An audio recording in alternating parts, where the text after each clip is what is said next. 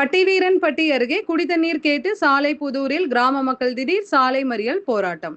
திண்டுக்கல் மாவட்டம் வத்தலகுண்டு அடுத்த பட்டிவீரன்பட்டி அருகே சாலைப்புதூர் கிராமத்தில் சுமார் 200க்கும் மேற்பட்ட குடும்பத்தினர் வசித்து வருகின்றனர். இந்நிலையில் குடிதண்ணீர் இல்லாததால் ஒரு குடம் குடிதண்ணீர் ரூபாய் 15க்கு விலை கொடுத்து வாங்கி பயன்படுத்தி வருகின்றனர். மேலும் குடிதண்ணீர் இல்லாததால் பள்ளி குழந்தைகளை குறிப்பிட்ட நேரத்திற்கு பள்ளிக்கு அனுப்ப முடியாத நிலையில் உள்ளனர்.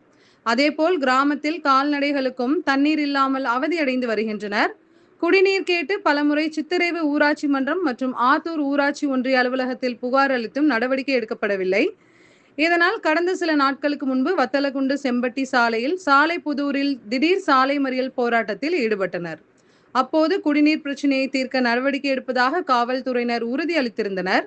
இந்நிலையில் இதுவரை சாலைப்புதூர் கிராமத்திற்கு குடிதண்ணீர் வழங்கப்படாததால் கிராம பொதுமக்கள், பெண்கள் சுமார் 50க்கும் மேற்பட்டோர் காலி குடங்களுடன் வத்தலகுண்டு செம்பட்டி சாலையில் சாலைப்புதூரில் திடீர் சாலை மறியல் போராட்டத்தில் ஈடுபட்டனர்.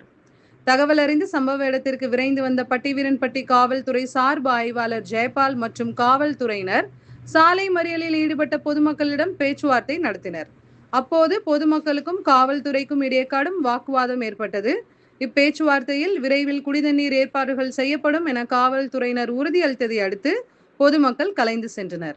இந்த சாலை மறியல் போராட்டத்தால் வத்தலகுண்டு செம்பட்டி சாலையில் சுமார் அரை மணி நேரத்திற்கும் மேலாக போக்குவரத்து பாதிக்கப்பட்டது.